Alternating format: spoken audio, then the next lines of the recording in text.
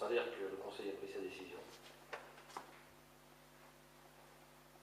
La voix du maire n'étant pas prépondérante au scrutin secret. J'ai 7 voix contre, 7 voix pour, et une abstention. Ce sont bien les suffrages exprimés dont nous tenons compte.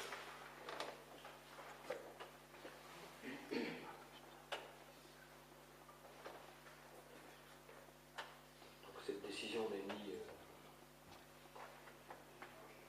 adoptée ni rejetée. En tout cas, elle n'est certainement pas adoptée.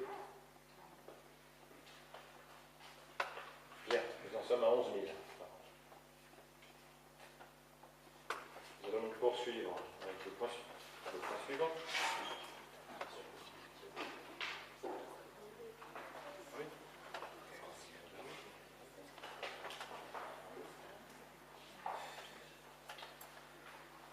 Alors, on va recommencer. Même opération. Union David.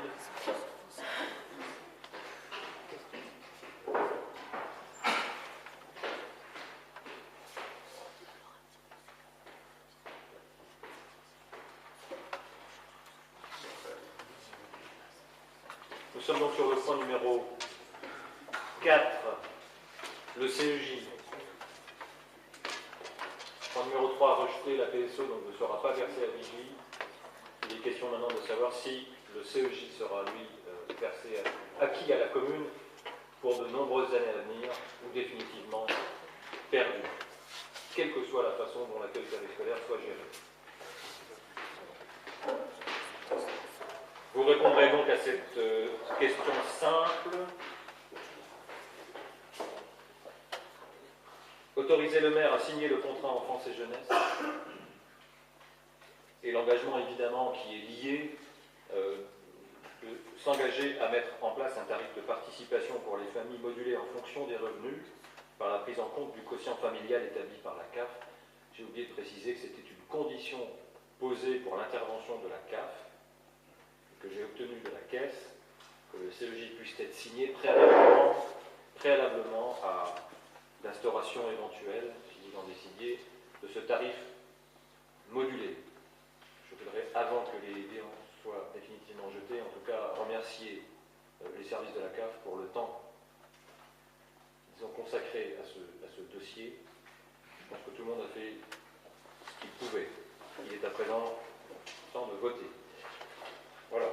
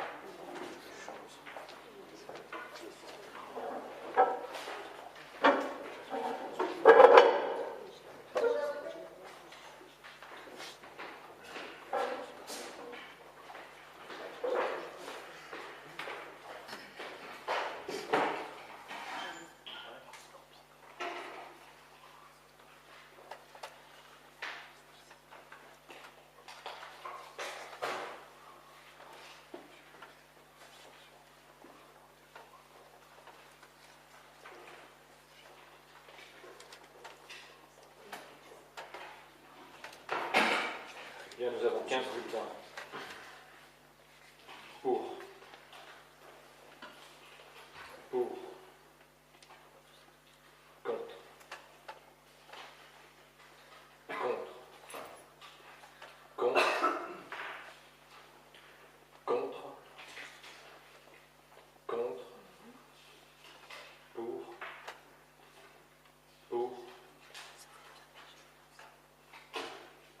contre, abstention, contre, pour, et pour.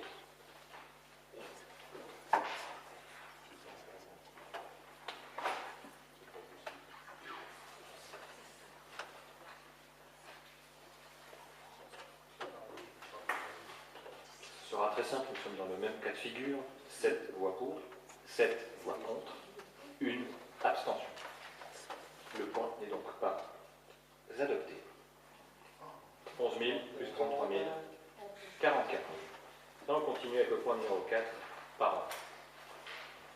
Nous allons continuer avec le point numéro 5, il s'agit de la modification du tableau des emplois permanents à temps non complet. Je rappelle que conformément à l'article 34 de la loi de janvier 1984, les emplois de chaque collectivité ou établissement sont créés par la délibérance de la collectivité ou de l'établissement. Il appartient donc au conseil municipal de fixer l'effectif des emplois nécessaires au fonctionnement des services en cas de réorganisation. La décision est soumise à l'avis préalable du comité technique paritaire. Considérant la nécessité de renforcer les effectifs du service d'accueil périscolaire, le maire propose de modifier le tableau des emplois permanents à temps non complet de la collectivité à compter du 1er novembre comme suit. Création d'un poste d'adjoint d'animation deuxième classe à temps non complet pour 6 heures semaine, annualisé, soit 6/35e, à compter du 1er novembre 2011. La rémunération sera calculée par référence à la grille indiciaire correspondante au grade d'adjoint d'animation de deuxième classe, indice brut 297, indice majoré 295. Création d'un poste d'animateur à temps non complet pour 25,15 heures semaine annualisées, soit 25,15/35e à compter du 1er novembre 2011. Rémunération calculée par référence à la grille indiciaire correspondante au grade d'animateur, indice brut 374, indice majoré 342. Création d'un poste d'adjoint d'animation deuxième classe à temps non complet pour 15,35 heures semaine annualisées, soit 15,35e à compter du 1er novembre 2011. La rémunération sera calculée par référence à la grille indiciaire correspondante au grade d'adjoint d'animation deuxième classe, indice brut 297, majoré 295. Le tableau des emplois permanents à temps non complet modifié se présenterait comme suit. Aujourd'hui, il n'y a pas d'agent dans la filière animation, il y en aurait 3. Un adjoint d'animation deuxième classe pour 6 heures semaine, un adjoint d'animation deuxième classe pour 15,35 heures semaine, toujours annualisé, et un animateur pour 25,15 heures semaine annualisé. Je précise que les crédits sont inscrits d'ores et déjà au budget 2011, chapitre 012. Donc, le Conseil est amené à se proposer sur cette modification du tableau des emplois. Nous allons donc revoter au bulletin secret.